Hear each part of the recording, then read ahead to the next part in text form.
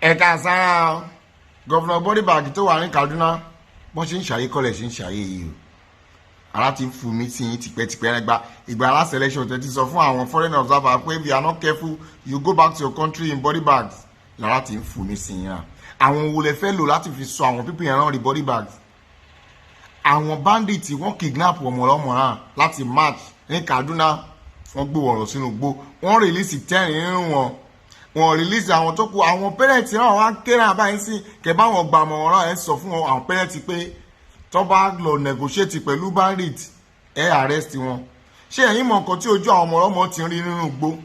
èèyàn mọ̀ bóyá wọ́n ti kó ìbásùn fún wọn èèyàn mọ̀ bóyá unripe palliative wà nù wọn èèyàn mọ̀ bóyá original palliative tó ti gbóran wà nù wọn ṣe rò bóyá ọ̀dẹ̀ àwọn kidnapper yẹn táwọn náà bá rí palliative tó ṣe kéré wà wọ́n á sún ẹ̀yìn mọ́ra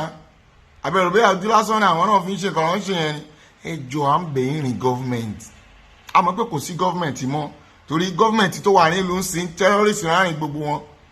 kí ló máa lè fún yín náà láti rescue àwọn ọmọ tó wà ní ibẹ̀ kẹgbẹ́ drone kẹpẹ́ àwọn foreign kiri kọ́ wọ́n bá yín gba ọmọ yìí rẹ̀ irọ́ ni gọ́fìnà tún insist pé tí parent tó bá lọ negotiate ló lọ gbọ́ ọmọ lẹ́yìn àwọn máa arrest ẹ̀ ṣé wọ́n ti arrest ẹ̀ náà already ẹ̀yin parent lèmi fẹ́ báwí o ẹ má dúró ti gọ́fìmẹ̀ntì ẹ jẹ́ lọ negotiate kẹ lọ gba ọmọ yín lọ́wọ́ àwọn bandit àjẹbẹ̀ àlọ́lẹ̀ màrí ẹ̀rín rí àbọ̀ ẹ̀ torí nàìjíríà lórí gan lórí burúkú ní gbogbo àwọn tó ń gọ́fìmẹ̀ntì ìlú ara wẹ́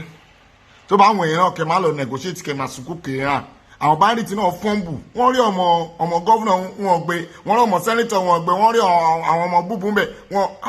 ti fi àtiwọ̀ one chance we don't enter one chance.